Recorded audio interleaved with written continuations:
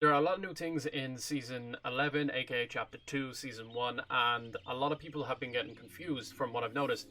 So I've decided to put a video together to show you some of the elements that have been added to the game with this new chapter release, such as being able to hide in some random locations, being able to utilize the environment around you to gain shields and health, and just to show you some of the cool aspects that Epic have been working on. So remember folks, if you want to see more tips and tricks videos, make sure you hit that subscribe button, make sure you hit the like button and the little notification bell, and you will see more of this as the season goes on. So as you can see here, the map is completely different. It's still the same weird skull shape that we all know and love. We still have our main places that we usually dropped in, such as Salty Springs, Pleasant Park, even Retail Row is still here. However, there are a bunch of different spots such as Slurpy Swamp, Steamy Stacks, Craggy Cliffs, and you get the idea. So one of the elements that they've added to the game is the ability to hide. So as you can see here, there is a hay bale, and you can actually get into the hay bale itself if you're being pursued by enemies and they don't know where you are. I've used these hay bales to get in and out of battle a lot, and it's been an interesting aspect that's added to the game. If you've noticed right there are audio cues and animations. The reason why is to show that if you're trying to camp in a hay bale, the enemy can still see it if they're, paying attention. So say you're in the middle of a build battle, and suddenly you're being third-partied. Your builds are coming down, and there's no way out. However, you see a conveniently placed hay bale.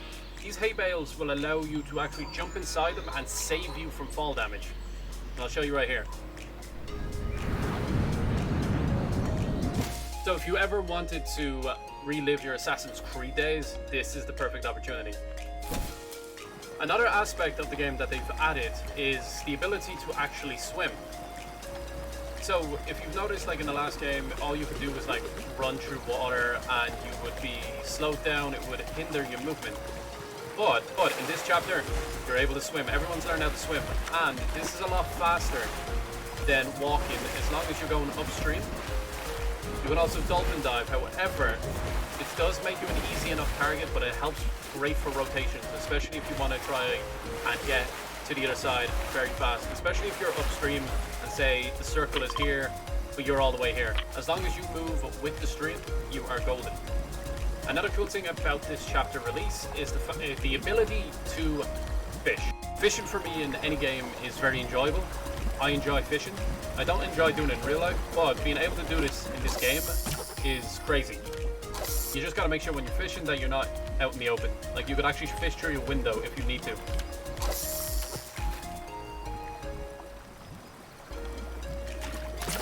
So as you can see here, I just got material from here, but it doesn't mean that that's all you're gonna get, because from here you can get weapons, you can get random fish that are consumable.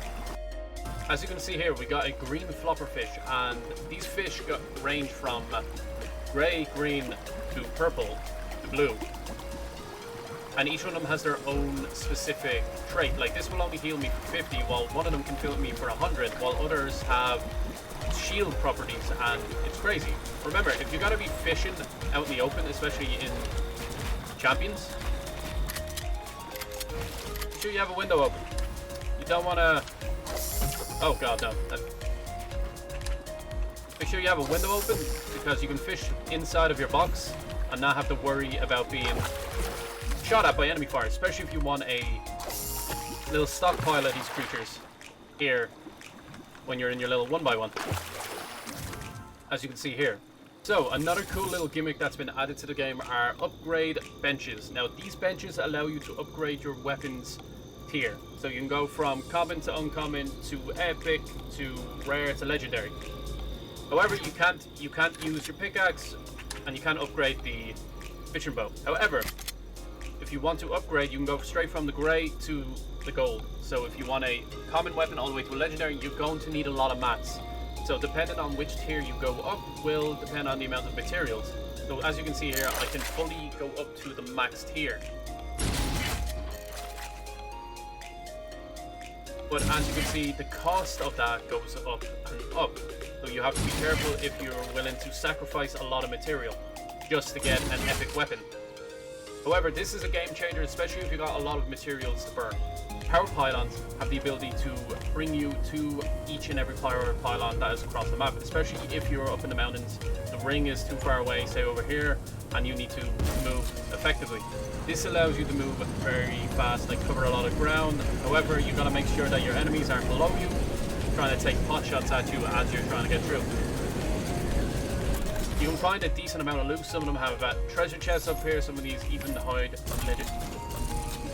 have legendary weapons.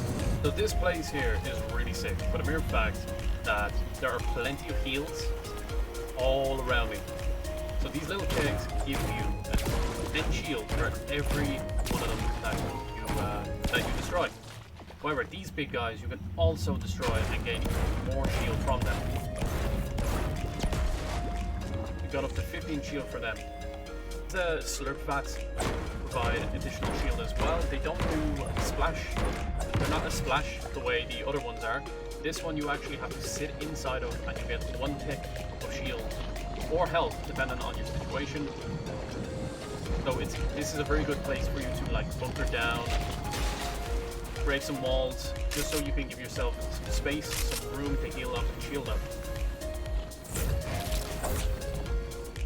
That was my tips and tricks videos, and I hope that you enjoyed the content. I hope you hit the subscribe button so you can see more. And if there are any tips and tricks that you guys know about, put them in the comment section below. But there will be more added to the channel. We're going to be adding more tips and tricks, how to utilize specific elements of the game so you can have a better experience, so you can have more of a fun experience and not just be bored running around getting your head shot off by sweats. Remember folks, hit that subscribe button, hit that like button, and I'll talk to you all in the next one. Ciao, ciao.